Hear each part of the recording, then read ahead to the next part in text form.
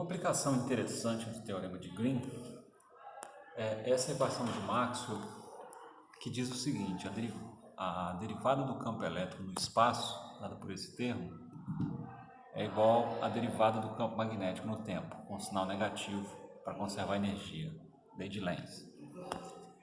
Essa equação pode ser escrita dessa maneira aqui, se a gente utilizar o teorema de Green. O rotacional de EdA é igual à integral de EdL, onde isso aqui, na verdade, é a força eletromotriz. Então, é possível, usando esse resultado aqui, substituir a integral no dA, aqui multiplicando o campo magnético, a gente chega nesse termo aqui. Essa integral, por sua vez, é o fluxo do campo magnético. Então, eu acabo obtendo que epsilon é o negativo da derivada do fluxo magnético no tempo. Então, essa é uma consequência dessa equação de Maxwell aqui. Agora, isso vem do teorema de Green. E o teorema de Green, o que ele diz? Se você tiver uma região aqui, por exemplo, no plano, só para simplificar, então a gente tem um campo vetorial no plano, e ele pode ser escrito dessa forma aqui, ó. Ele é uma função que depende de x, y na direção y, um vetor unitário y, mais uma função de x e y na direção j. A dependência em z desse campo é zero, por isso ele está no plano aqui. Se eu integrar o rotacional na área daquela região, essa integral vai ser o próprio campo integrado no contorno, ou seja, nesse contorno aqui. Eu posso ignorar o campo vetorial, vamos dizer, a integração dele aqui dentro do seu rotacional aqui, igual a integral no contorno, né, do campo vetorial em si, e não do rotacional. Então vamos assumir que o campo seja desse tipo aí, ó. Ele tem uma dependência aqui em xy na direção y, uma dependência em xy na direção j, 0 em k, está no plano. O rotacional é dado por essa expressão, o rotacional de f, é dado dessa forma, né? Um determinante, aqui as derivadas em x, y, z, e aqui as coordenadas q, p e 0. Aqui eu estou omitindo que q depende de xy e p depende de xy, como está aqui, ó. Q de xy, p de xy. Só para simplificar aqui, para não ficar carregando muitos índices, né? Então, quando a gente faz esse determinante aqui, a componente i, por exemplo, vai ser dy batendo em 0 dá 0 e dz batendo em p dá 0, porque a derivada em relação a z aqui de p é nula, porque p não depende de z. Então, esse termo dá 0.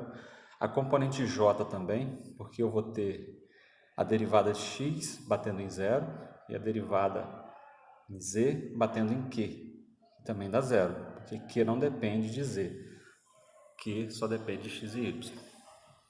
Então, essa componente j também se anula e sobra somente a componente k, que é a derivada de x batendo em p e a derivada de y batendo em q, sinal menos, né?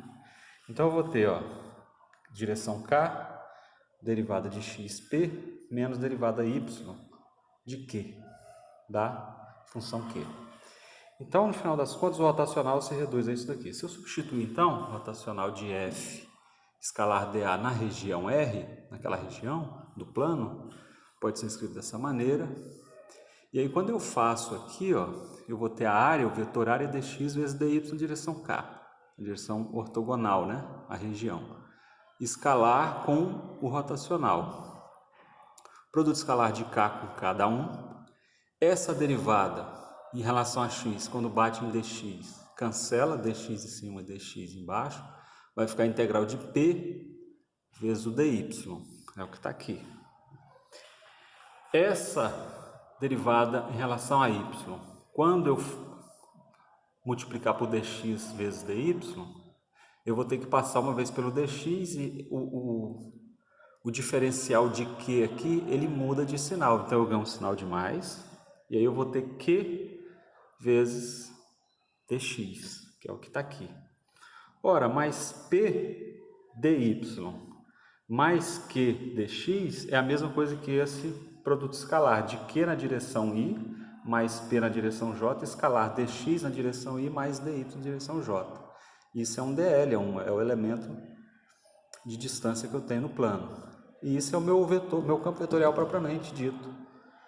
Essa integral ocorre no contorno. Aqui não está escrito, mas aqui seria no contorno. Então, daí eu saio que eu tenho a integral de f escalar dl, tendo partido da integral do rotacional na área. Com isso, a gente tem o teorema de Green demonstrado, pelo menos para esse caso particular, né? Ok? Então, o que a gente queria demonstrar esse teorema aí, está demonstrado. É ele que está por trás, na verdade,